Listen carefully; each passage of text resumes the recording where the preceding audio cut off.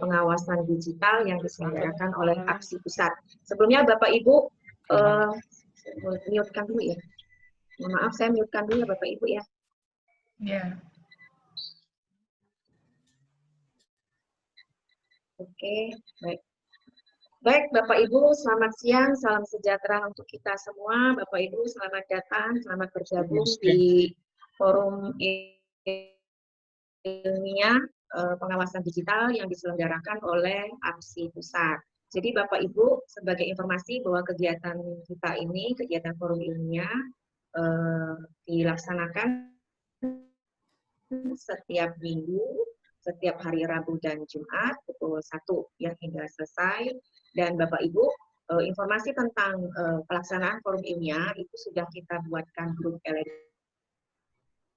Telegramnya. Mungkin Bapak Ibu sebagian besar sudah bergabung, tapi ada juga mungkin yang belum bergabung di grup Telegram forum ilmiah, nanti bisa bergabung. Ada link tautannya untuk bergabung di forum ilmiah pengawasan digital pusat di Telegram ya Bapak Ibu ya. Jadi mungkin ini bisa disampaikan kepada Bapak Ibu teman-teman pengawas yang lain yang belum mendapat informasi untuk bisa bergabung di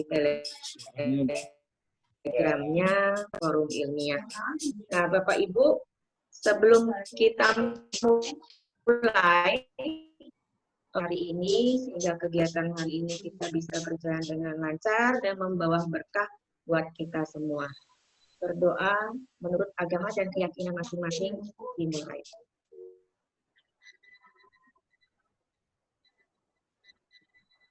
Berdoa selesai. Baik, Bapak Ibu, untuk jalannya tertib acara kita di forum ilmiah, Bapak Ibu, saya sampaikan dulu tata tertib dalam mengikuti kegiatan forum ilmiah ini, Bapak Ibu ya. Bapak Ibu peserta forum ilmiah yang saya hormati, penyaji makalah di dalam kegiatan forum ilmiah ini adalah Bapak Ibu pengawas yang sudah mengirimkan naskah ke tim panitia ya, naskah makalahnya beserta PowerPoint-nya dikirim ke panitia, ada link nanti yang akan di-share, sudah di-share di grup Telegram, Bapak Ibu bisa mengirimkan makalah di sana dan nanti akan direview, diseleksi oleh tim panitia, kemudian akan dijadwalkan. Ini yang akan menjadi penyaji pada makalah. Kemudian untuk peserta forum ilmiah, Bapak Ibu terbuka kesempatan luas bagi Bapak Ibu semua pengawas sekolah di Indonesia dapat bergabung sebagai peserta di dalam kegiatan forum ilmiah kita ini. Dan kemudian Bapak Ibu mohon maaf ya Bapak Ibu mohon semua peserta harap untuk bisa menjaga ketertiban dengan menjaga suaranya ya Bapak Ibu, mic-nya dinonaktifkan sehingga pada saat pemaparan dari penyaji semua bisa fokus untuk sama-sama bisa memperhatikan jalannya presentasi oleh penyaji ya. Bapak Ibu boleh mengaktifkan kembali mikrofonnya ya pada saat sesi tanya jawab setelah dipersilahkan oleh Bapak Ibu moderator ya. Itu ya Bapak Ibu. Kemudian tentang presensi kegiatan kita, Bapak Ibu, presensi atau daftar hadir untuk forum ilmiah itu akan dibagikan di chat ya Bapak Ibu. Bapak Ibu nanti cari di bagian bawah itu ada chat room itu kita akan share link untuk mengisi presensi. Jadi nanti akan di-share sekitar antara pukul 1 sampai pukul 2, Bapak Ibu nanti coba diperhatikan di chatnya, diisi absennya. Dan kalau Bapak Ibu yang sudah mengisi absen pada hari Rabu kemarin, yang sudah ikut juga hari Rabu, hari Jumat, tidak perlu diisi kembali. Ya. Bagi Bapak Ibu yang belum mengisi atau belum ikut Rabu, silakan mengisi absennya. Dan sertifikat akan disediakan sertifikat bagi para Bapak Ibu peserta, ya. Dan sertifikat itu Boleh Bapak Ibu isi, nanti kita siapkan juga. Suaranya terputus-putus ya? Oke. Sudah jelas ini sekarang Bu Titi? Ya, oke. Udah ya? Oke, saya ulangin ya Bapak Ibu. Jadi untuk presensi kegiatan forum ilmiah, Bapak Ibu sebagai peserta, link untuk isi daftar hadir akan kita share di chat room ya Bapak Ibu. Nanti tolong diperhatikan di chat roomnya, diisi absennya. Namun jika Bapak Ibu yang sudah mengisi absen, sudah ikut waktu hari Rabu, hari Jumat tidak perlu diisi lagi. Kecuali Bapak Ibu yang baru ikut hari Jumat hari ini atau yang Rabu kemarin lupa mengisi absen, ya silakan hari ini diisi kembali ya absennya di chat room. Kemudian Bapak Ibu peserta akan diberikan juga sertifikat oleh panitia, dan sertifikat ini akan bisa Bapak Ibu cetak setelah tahapan forum ilmiah sesi Rabu dan Jumat selesai dilaksanakan. Itu baru bisa Bapak Ibu cetak ya, atau Bapak Ibu download. Ya, jadi begitu itu kira-kira Bapak Ibu tata tertib kegiatan forum ilmiah ini. Pada hari ini yang akan menjadi pemakalah ada 3 orang, ada Bapak Hutin Kurniawan SPD, ada Ibu Dr. Haja Azizar MPD, kemudian Bu Supriyatin Purwati Ningtyas. Ya. Dan hari ini yang akan bertugas sebagai moderator adalah Ibu Dr. Anda Titik Sudihartirawati,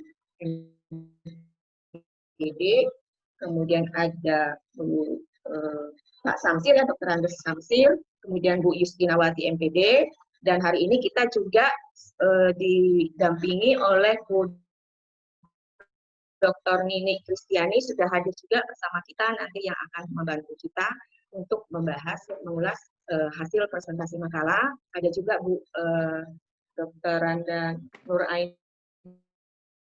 ya, Bu Nuraini MPD yang juga nanti akan ikut mereview presentasi Bapak Ibu.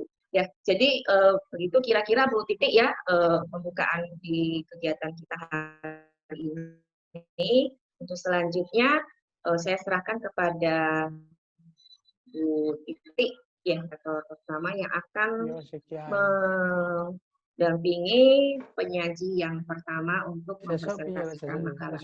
Silakan Bu Titik. Silakan Bu Titik. Ya, terima kasih Bu Lili. Assalamualaikum warahmatullahi wabarakatuh.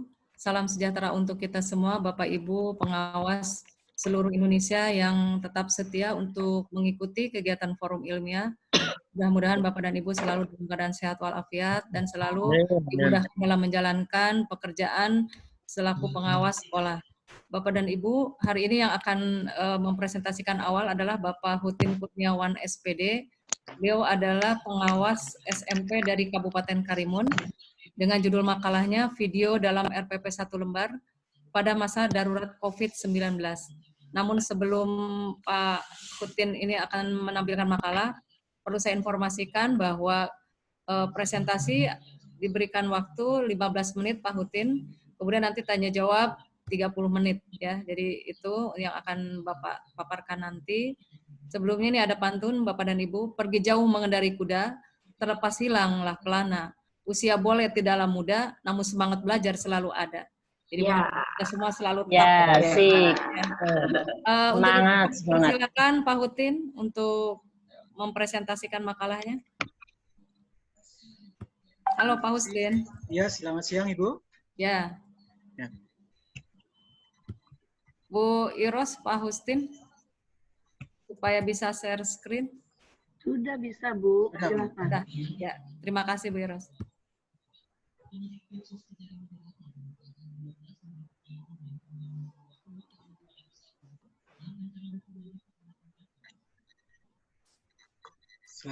Selamat siang Bapak Ibu yang kami hormati. Selamat siang pada Bapak Ibu moderator. Selamat siang pada Bapak Ibu pengawas yang ada di Forum Ilmiah 7. Selamat siang Pak Tin. Kami mohon izin untuk presentasikan makalah yang telah kami susun. Mohon maaf, pendaftaran waktu itu ada revisi. Setelah pendaftaran kami konsultasi, ternyata ada revisi, jadi ada perubahan judul. Judul makalah kami itu pendampingan pembuatan RPP 1 lembar pada masa darurat COVID-19. Perkenalkan, nama saya Hutin Kurniawan, pengawas SMP dari Dinas Kabupaten Karimun.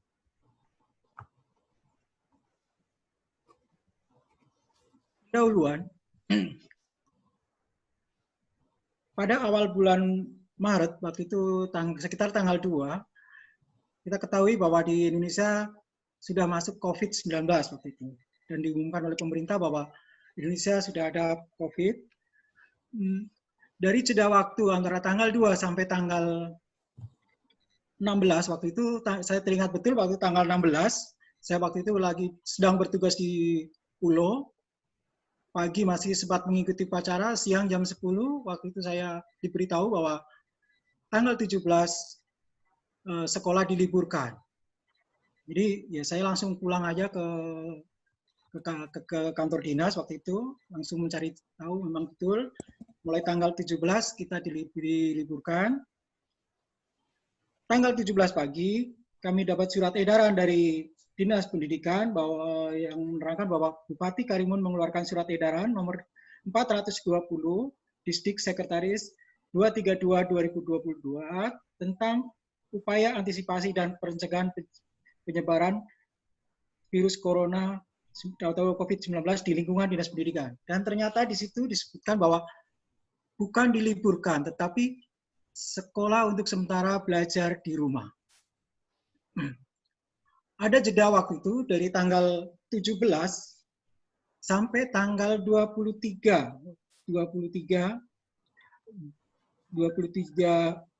April waktu itu, jadi sangat panjang. Kami sebagai pengawas merasa bingung, gamang apa sih yang mau dikerjakan, bingung karena belum ada bekal apa-apa, terkaget-kaget. Apa sih yang mau dikerjakan?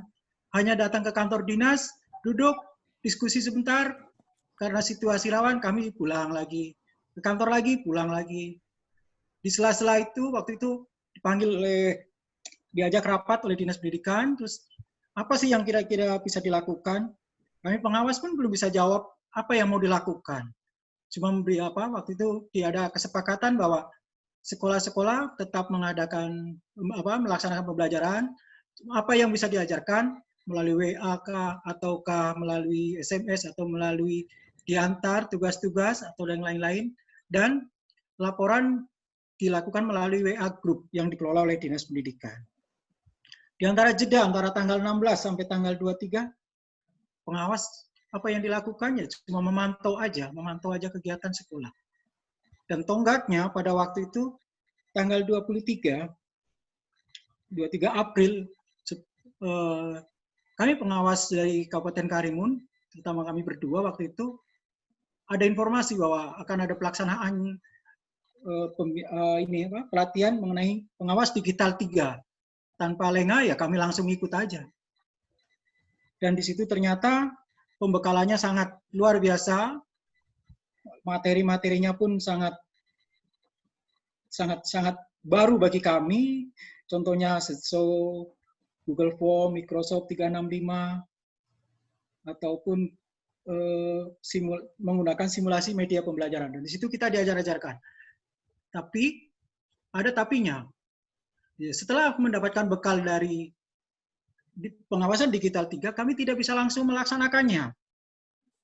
Kenapa? Karena kami baru tahu sama sekali. Ini apa, barang apa, harus gimana. Akhirnya, tiap harilah kami kerjanya cuma berlatih, belajar. Dalam perjalanan, kami diajak rapat lagi, baru kami baru bisa memberi masukan bahwa sekolah-sekolah dimohon untuk pembelajaran melalui Google Meet ataupun Google Class ya, Google Class dan SESO ataupun yang lain lah melalui WA dan lain-lain.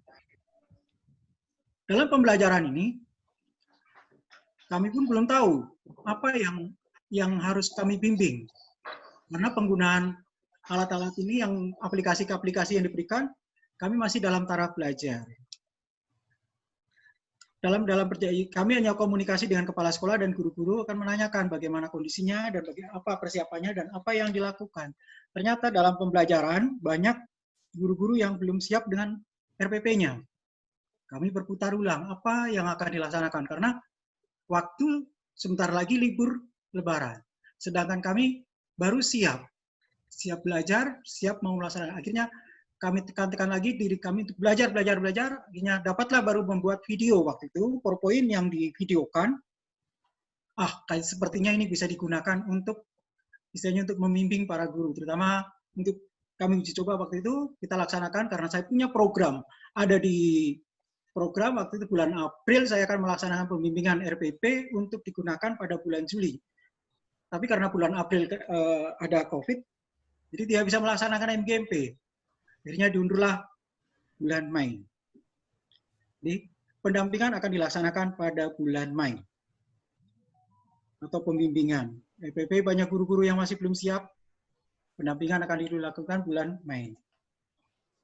Penjelasan teorinya, untuk darurat penyebaran COVID, kami ambil dari SE Mendikbud nomor 4 tahun 2020 tentang pelaksanaan kebijakan pendidikan dalam masa darurat COVID-19, SE Sekjen nomor 15 tahun 2020 tentang pedoman penyelenggaraan PDR dalam masa darurat COVID, SE Bupati nomor 420 Distrik Sekretaris Sek 232/2020 tentang pencegahan COVID-19 di lingkungan Dinas Pendidikan.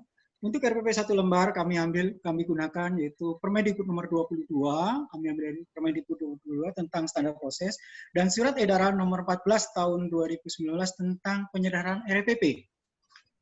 Untuk pendampingan, kami gunakan pendapat dari Pak Ine bahwa pendampingan merupakan strategi yang lebih mengutamakan making the best of the client resources, yang kira-kira artinya memberikan yang terbaik dari sumber daya guru, sumber daya klien. Jadi kita anggap klien kita itu guru, jadi kita itu. Terus pendapat juga dengan Soeharto waktu Rahmat bahwa pendampingan merupakan satu strategi yang sangat menentukan keberhasilan program pemberdayaan masyarakat. Jadi masyarakat kami anggap juga guru-guru ini sebagai masyarakat, jadi perlu diberdayakan. Kemampuannya perlu ditingkatkan dengan pendampingan. Pelaksanaan untuk pertama yang kami lakukan sebelum pelaksanaan itu persiapan, yaitu revisi program. Karena waktu itu kami pada waktu pengawasan digital 3, di situ dipaparkan bahwa kita juga harus merevisi program yang telah kita susun. Jadi kami juga merevisi program, lakukan koordinasi dengan Dinas Pendidikan dan MKK. Karena masa COVID, kami tidak akan lepas dari Dinas Pendidikan. Kami tidak berani melangkah apapun kegiatannya tanpa koordinasi dengan Dinas Pendidikan maupun MKKS. Akhirnya kami berkoordinasi dengan Dinas Pendidikan, dan Dinas Pendidikan pun berharap ya, ada RPP setelah kegiatan ini. Lanjutkan dengan menentukan jadwal bersama Ketua MGMP PJOK. Jadi kami berkoordinasi dengan Ketua MGMP PJOK untuk menentukan jadwal. Mengundang guru-guru PJOK melalui WA. Jadi kami punya WA group khusus untuk MGMP PJOK. Jadi kami informasikan lewat WA group. Membuat video setelah kita umumkan, terus kita membuat video-video itu berupa apa? Bukan film yang atau gambar-gambar film atau apa yang bagus, bukan. Isinya hanya PowerPoint yang kami isi dengan suara kami rekam dan kami menjelaskan PowerPoint yang ada. Ini sangat sederhana sekali karena waktunya juga cuma 9 menit, PowerPoint-nya juga nggak banyak. Yang penting bisa digunakan untuk sebagai istilahnya sumber untuk membuat RPP, istilahnya mendampingi guru. Membuat daftar hadir dengan Johor Form. Nah, mengenai Johor Form, kami begitu dapat pembekalan dari pengawas digital 3, kami langsung belajar Johor Form, membuat absensi.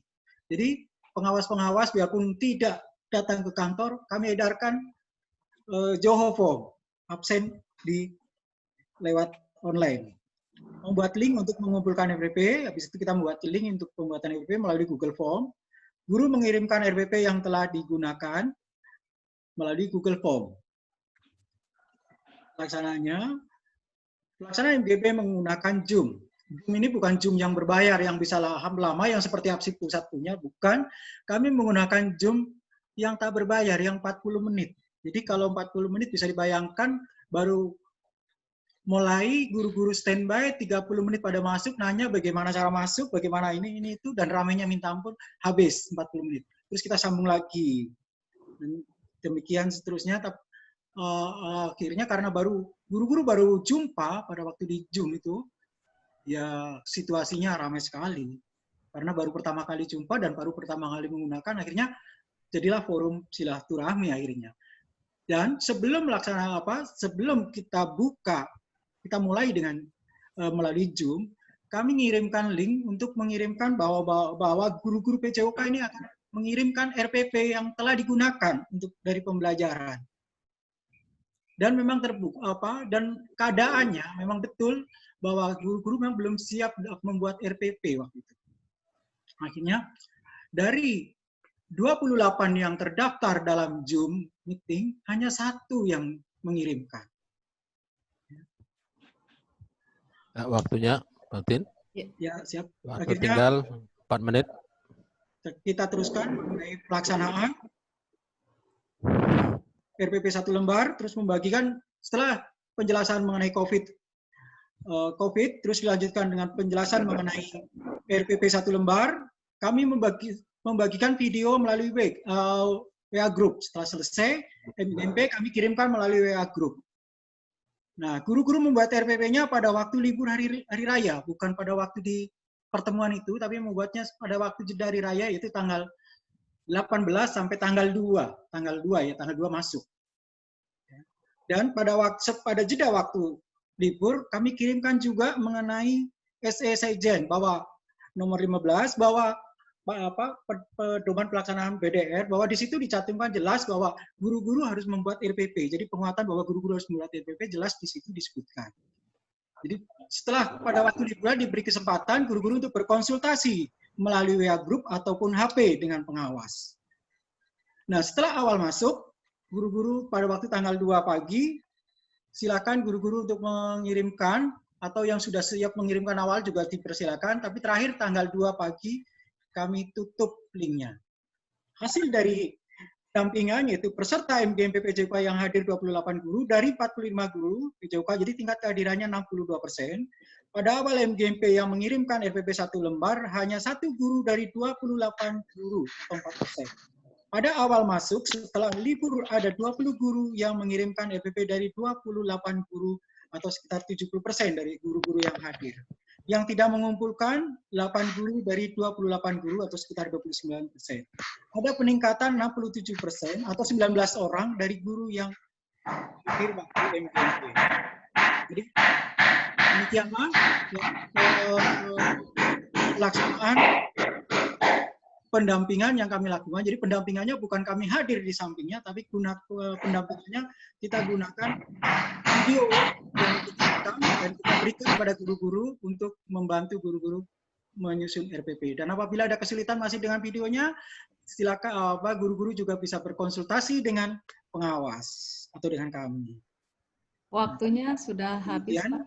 Demikian Bapak Ibu yang dapat kami sampaikan, dan mohon maaf pasti banyak kelemahan karena kami juga masih dalam taraf pembelajaran, baru bertransformasi, baru pindah halua dari tukang lari, tukang jalan, tukang lompat menjadi mulai belajar menulis. Jadi mungkin di sini banyak kekurangan dan kami mohon masukan dari Bapak Ibu semuanya. Terima kasih, selamat siang Bapak Ibu. Ya, terima kasih Pak Hutin yang sudah memaparkan makalah. Pada intinya, Bapak juga merasakan bahwa manfaat mengikuti kegiatan-kegiatan di forum yang diadakan oleh APSI Pusat ternyata memberikan manfaat yang banyak, terutama kita banyak belajar ya di masa COVID ini dengan berbagai literasi dalam bidang digital maupun teknologi yang menjadi bekal kita untuk teman-teman di satuan pendidikan. Untuk selanjutnya, Raisa sudah ada belum ya Bu Lili? Belum ada yang belum ada ya? Di chat juga belum. Ya, di chat juga belum kelihatan. Teman-teman ada yang mau memberikan pertanyaan atau masukan, kami persilahkan.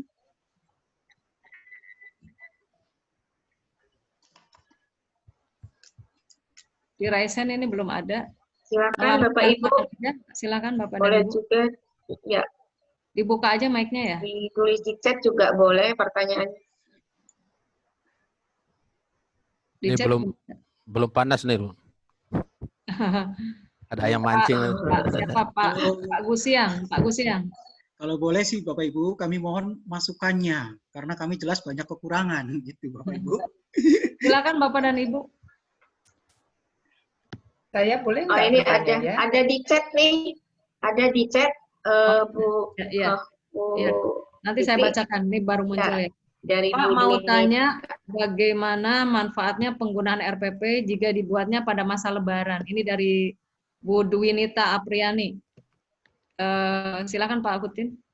Ya, kan jadi begini, timbul permasalahannya waktu itu timbul permasalahannya karena dinas berharap pada waktu masuk tanggal 2 itu guru-guru minimal ada yang membuat RPP. Jadi udah ada RPP-nya karena pada sebelum itu banyak guru yang waktu awal-awal sebelum lebaran masih banyak guru-guru yang belum membuat RPP. Contohnya waktu di mata pelajaran PJOK ini hanya satu guru yang membuat waktu itu. Jadi kami berinisiatif, gimana sih caranya supaya pada awal masuk guru-guru ini ada RPP. Jadi, aduh, ya udah. Karena pada waktu libur Lebaran kami juga tidak mau mengganggu dengan adanya Zoom segala macam. Jadi ya cukup dengan WA ataupun dengan HP untuk berkonsultasi. Kami buatlah video. Nah videonya ini untuk mendampingi para guru untuk membuat RPP. Nah gunanya RPP yang udah selesai ini akan digunakan setelah masuk, bukan pada waktu Lebaran itu. Jadi digunakannya nanti setelah masuk tanggal 2 itu guru-guru minimal 1 RPP sudah ada untuk mengajar, guru-guru. Hanya itulah yang kami pikir di situ. Jadi jeda waktu libur kita nggak berani ganggu. Jadi itulah letaknya kami menggunakan pendampingan untuk kawan-kawan PJOK. Ada waktu silakan bisa diulang-ulang, videonya kan bisa diulang-ulang. Oh belum jelas diulang lagi.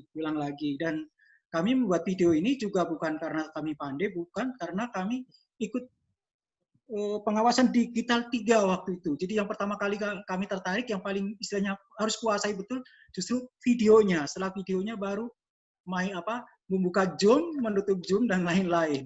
Baru yang lain-lain, baru Johor dan lain-lain. Demikianlah Ibu, jadi RPP-nya itu bukan digunakan untuk waktu Lebaran, tetapi setelah libur Lebaran akan digunakan untuk pembelajaran.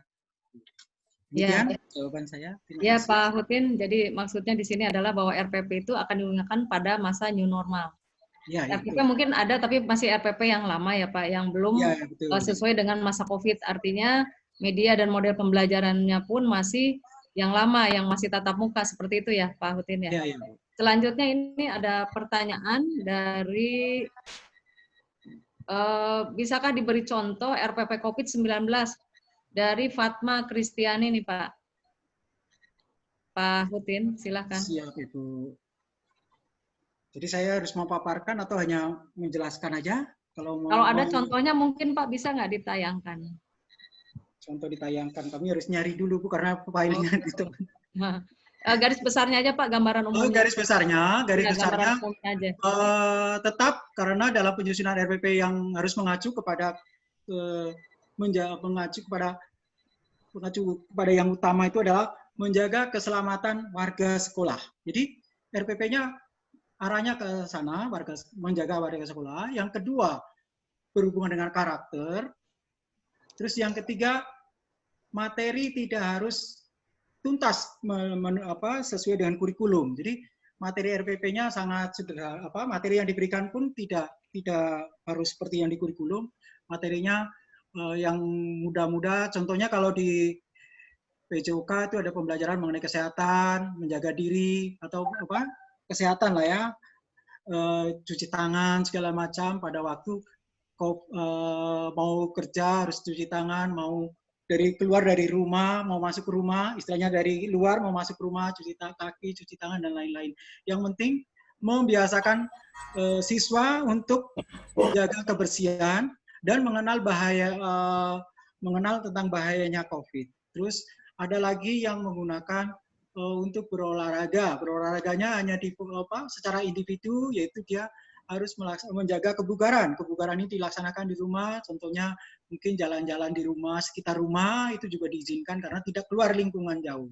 Jadi masih di sekitar rumah, yang jelas tetap harus dalam protokol kesehatan lah, kalau yang dikenal dengan protokol kesehatan, harus tetap menjaga kebersihan.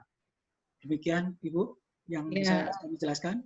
Ya, jadi pada intinya Pak, untuk RPP di masa COVID ini tentu kita berpatokan pada surat edaran nomor 14 tahun 2019. Jadi ada 3 parameter yang harus ada di dalamnya, yaitu tujuan pembelajaran ya Pak Hutin, kemudian proses pembelajaran dan penilaian. Jadi 3 inti itu memang harus ada teman-teman dalam RPP satuan pendidikan itu sendiri. Selanjutnya ini ada pertanyaan lagi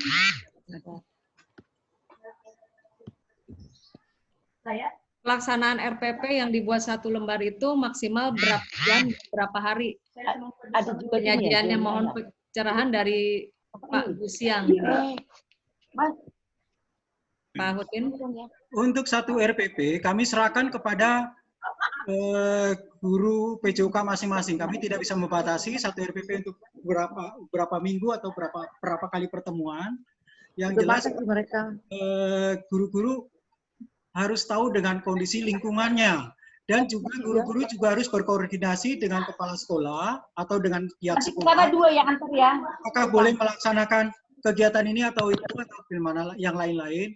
Dan rata-rata RPP ini digunakan untuk 1 pertemuan atau 2 pertemuan, itu diserahkan kepada pihak guru masing-masing. Jadi kami pengawas yang penting membantu para guru-guru ini mempunyai RPP dulu. Karena dalam situasi yang seperti ini kami tidak bisa mendetail secara detail untuk membimbing atau mendampingi guru-guru menyusun RPP. Demikian Ibu. Ya, begitu ya Pak Gusang ya. Jadi pasti ada perampingan materi barangkali menyesuaikan karena waktunya juga akan berbeda di situasi normal tatap muka.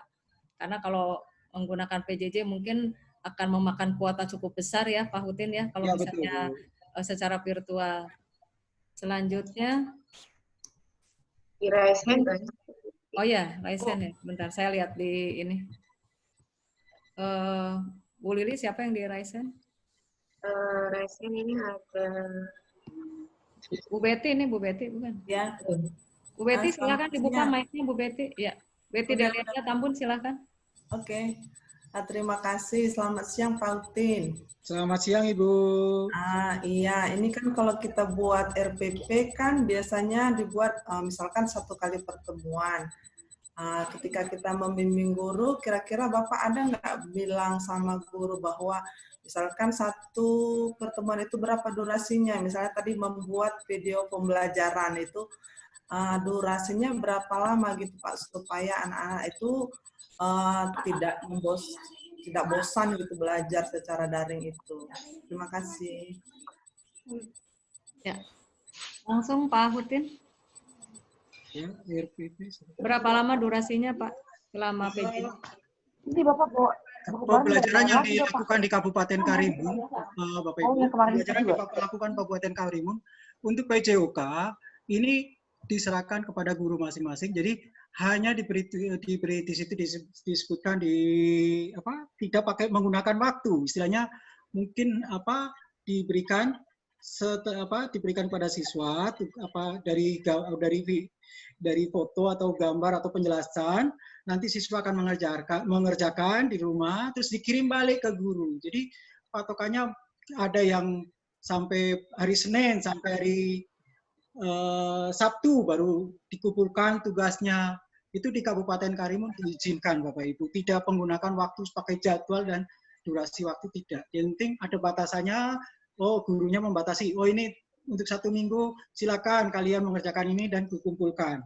Arahnya ke sana aja Bapak Ibu. Yang penting siswa itu ada kegiatan, ada yang dinilai, ada yang istilahnya yang diperoleh dari kegiatan tersebut.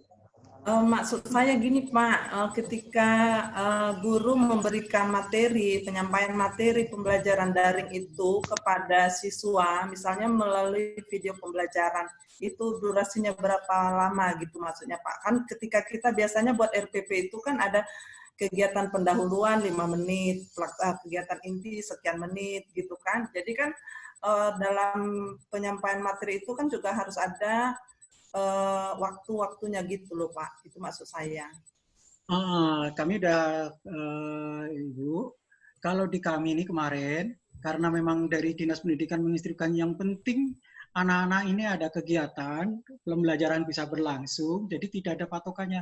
Yang penting contohnya mengenai tugas-tugas mengenai menjaga kebersihan diri contohnya. Nah, anak-anak ini akan melaporkan kepada gurunya, ada yang foto, ada yang apa, dan nanti hari Senin diberi tugas, hari Sabtu dikumpulkan.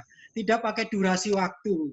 Yang penting ada urutannya kegiatan apa, ada diberikan tugas, ada yang dikumpulkan. Terus dengan foto-foto, karena pembelajaran PJOK di sini tidak menggunakan pendahuluan, dan guru-guru kami belum bisa membuat video pembelajaran, Ibu. Jadi masih, ya mohon maaf lah, masih dalam taraf baru-baru belajar, gitu Bu. Demikian Bu. Terima kasih Pak. Kalau ini ya, ini masukan atau apalah gitu maksudnya. Ya, siap Ibu. Kalau menurut saya begini, nah kita buat dulu programnya, misalkan dia dalam satu RPP itu berapa kali ada kegiatan pendahuluan inti dan kegiatan penutupnya.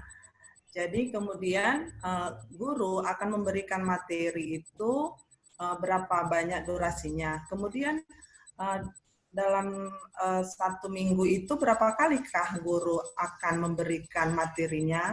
Seperti yang dibilang Ibu tadi, bahwa kita kan harus memperpendek atau mempersingkat materi. Tidak harus tujuan pembelajaran itu, tujuan kurikulum itu tercapai seluruhnya, tetapi paling tidak kita ada memberikan materi-materi kepada siswa, sehingga dalam jangka waktu tertentu, misalkan 1 minggu, kita akan beberapa kali kita akan memberikan materi kepada siswa, berarti kan harus kita buat dulu programnya, baru buat RPP-nya.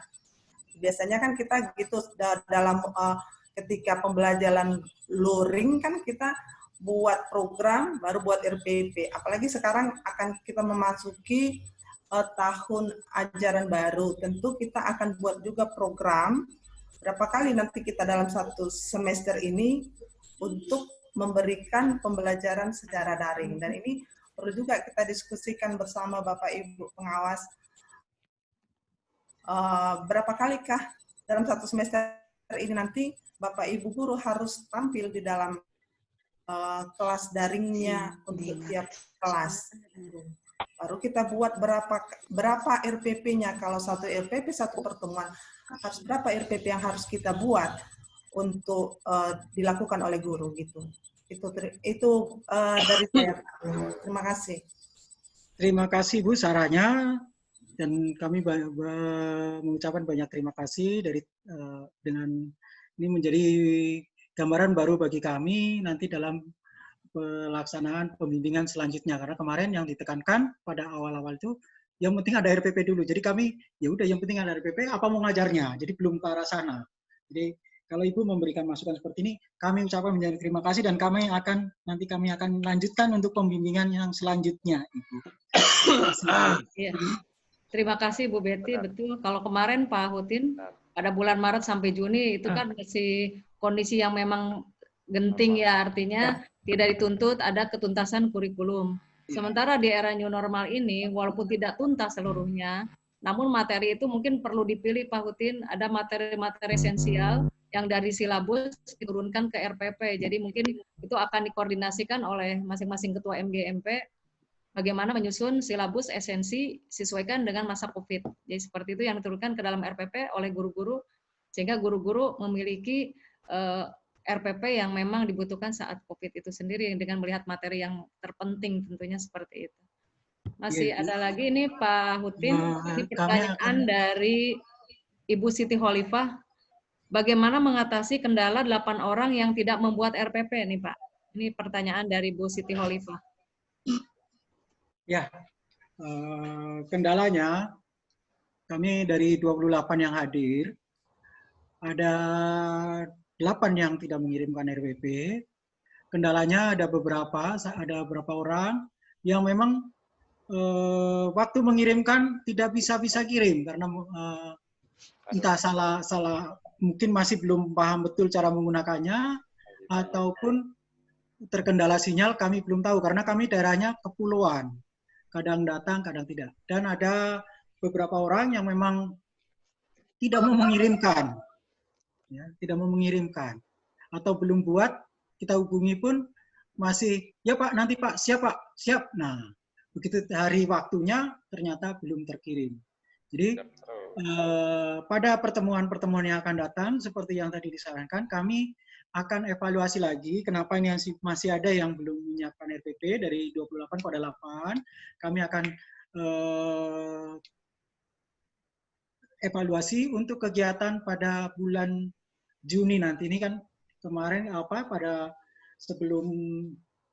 bulan-bulan Mei, Juni, dan pada bulan Juli nanti untuk kegiatan bulan Juli barulah kami akan menyusun program yang seperti Bapak Ibu sampaikan, dan yang 8 orang ini juga kami akan evaluasi, dan mungkin yang lain-lain karena daerah kami situasi di lingkungan kepulauan, jadi kami juga harus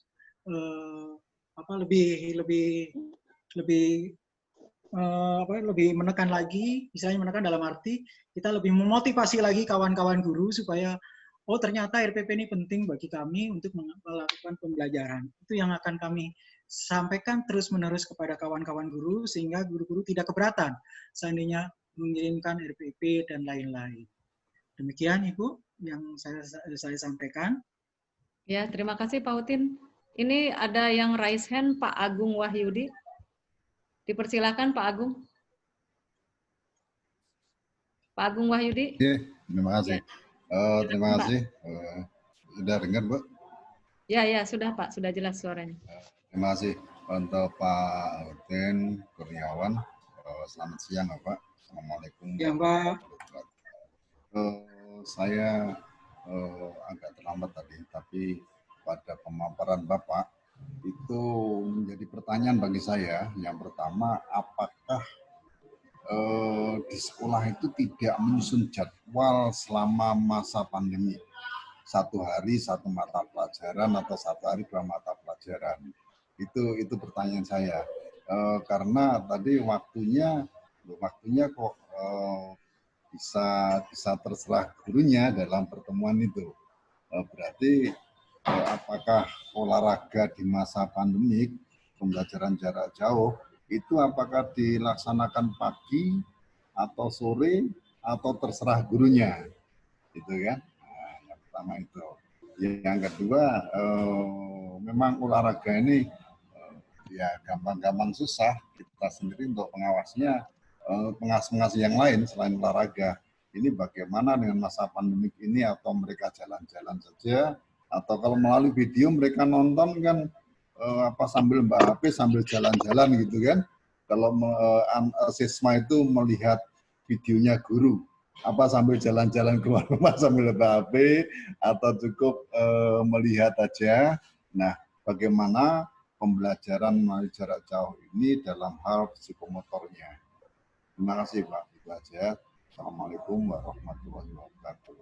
Waalaikumsalam warahmatullahi wabarakatuh. Ada 2 pertanyaan Pak Hutin. Yang pertama itu, apakah tidak disusun jadwal saat pandemi, yaitu apa pagi, sore, atau terserah gurunya? Kemudian yang kedua, tadi bagaimana merealisasikan itu semua dalam penjadwalan dengan model pembelajaran seperti apa yang real barangkali itu Pak Hutin? Ya, Ibu. Terima kasih atas pertanyaan yang disampaikan, Bapak. Jadi yang dimaksud di sini terserah gurunya tetap menggunakan jadwal, cuma siswanya boleh mengerjakan kapan saja. Istilahnya yang penting siswa itu melaksanakan apa yang ditugaskan, dan durasinya mungkin 3 hari atau 4 hari. Ada yang hari Senin dikirimkan tugas pembelajarannya, hari Sabtunya dikumpulkan. Demikian. Jadi tidak harus gurunya ngajak tetap langsung dengan Zoom atau apa. Kami nggak ada fasilitas itu. Kami hanya bisa ngirim mungkin lewat WA ataupun lewat WA group. Kalau yang PJO ini misalnya lewat WA group, ataupun bahkan ada yang dikirim tugasnya, bahkan ada yang tidak tidak terkirim karena alamat siswanya tidak jelas gitu. Jadi di kami di Karimun waktu itu yang penting bagaimana pembelajaran ini berjalan, terutama untuk PJOK karena ya semuanya sangat rawan apabila dilaksanakan. Jadi batasan-batasannya ya harus ketat gitu. Ketat dalam arti tidak boleh bergerombol dan lain-lain lah ibaratnya seperti itu. Dan pembelajarannya tidak harus pakai waktu. Cuma untuk memberikan tugasnya itu memang pakai jadwal. Ada jadwal, pakai jadwal. Penyelesaian dari siswa itu tidak ditarget istilahnya hari ini 20 menit kita harus gini, tidak. Jadi apa yang dikerjakan siswa ditulis ataupun difoto nanti dikirim ke guru. Jadi di sini peran orang tua juga dituntut. Ya. Jadi kami melebar akhirnya kan peran orang tua dituntut karena wali kelas juga akan berkoordinasi dengan orang tua mengenai kegiatan anaknya sehari-hari. Jadi bukan tidak hanya anaknya aja fokus anaknya, jadi peran orang tua juga dituntut untuk membantu pembelajaran. Jadi juga tidak durasinya tidak harus pagi siang, tapi yang penting anak itu mengerjakan karena ya yang saya sampaikan tadi olahraga ini mudah-mudah susah. Terus mengenai apakah olahraga hanya jalan-jalan sambil bawa video, tidak Bapak Ibu. Contohnya ada yang kebugaran. Silakan Anda melakukan push up. Anak ini melakukan push up. Silakan tolong ditulis cara melakukan push up yang telah Anda lakukan. Nah, demikian juga seperti ini menunjukkan bahwa anak sudah mengerjakan. Hanya itu yang bisa kami laksanakan bagi kawan-kawan guru PJOK hanya bisa seperti itu. Ya. Terus apakah difoto ataukah ada yang mungkin sudah ada yang mantap, istilahnya teknologinya ada, mau divideokan ada. Karena kami selalu pantau dari laporan kawan-kawan. Jadi laporan kawan-kawan dari kawan-kawan kepala sekolah itu kan memantau. Nah, kepala sekolah mau mengirimkan laporan ke WA Group. Jadi disitulah kita bisa lihat, ternyata PJOK, ada yang foto lagi push up, ada yang foto lagi gaya lari, dan seterusnya seperti itu. Jadi tidak fokus harus sekian menit jalannya, tidak. Jadi pelaksanaannya itu dengan situasi dan kondisi masing-masing siswa. Yang penting ada batasannya bahwa tugas minggu ini dikirim minggu ini, tugas minggu ini dikirim minggu. Demikian Bapak Ibu yang dapat kami sampaikan karena inilah yang kami dapatkan di lapangan seperti itu gitu. Jadi apa kejadian yang di sini ya kami sampaikan Bapak Ibu. Terima kasih. Hanya itu yang bisa kami sampaikan. Terima kasih Pak Hutin karena waktunya juga sudah habis. Mohon maaf teman-teman. Ini banyak yang meminta contoh RPP nih Pak Hutin, minta di-share gitu ya.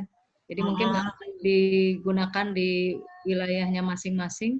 Dan mudah-mudahan teman-teman pengawas semuanya untuk penyampaian kepada guru bahwa kita memang mengingatkan untuk selalu membuat perencanaan, terutama di masa COVID yang setelah tahun ajaran baru nanti memang target kurikulum sudah ada, walaupun tidak mungkin tertuntaskan semua, namun perlu perencanaan yang matang. Untuk selanjutnya saya kembalikan kepada Bu Lili untuk sesi selanjutnya. Terima kasih. Assalamualaikum warahmatullahi wabarakatuh. Ya, terima kasih. Ya, terima kasih Bu Titi sudah mendampingi Pak Hutin untuk mempresentasikan makalahnya pada hari ini. Kemudian kita lanjutkan Bapak Ibu di sesi kedua ini untuk penyaji Bu Dr. Haja Aji Sarni dengan moderatornya Pak Dr. Andes Samsir. Pada Bu Aji Sarni, kami persilakan Bu Aji Sarni. Ya. Ya. Pak Samsir, saya serahkan ke Pak Samsir. Pak Samsir. Pak Samsir. Halo. Ya. Ya Bu, ya Bu. Ya. Ini dengar suara saya Bu? Dengar Pak, sudah jelas. Dengar, oke. Bapak Ibu semua, untuk pertemuan ini kelanjutan daripada yang pertama tadi, Ibu Dr. Haja Aji Sarni MPD dengan judul yang sudah terpampang di depan. Mudah-mudahan bisa kita lihat nanti bagaimana tampilannya. Untuk mengingat waktu, kita persilakan Bu.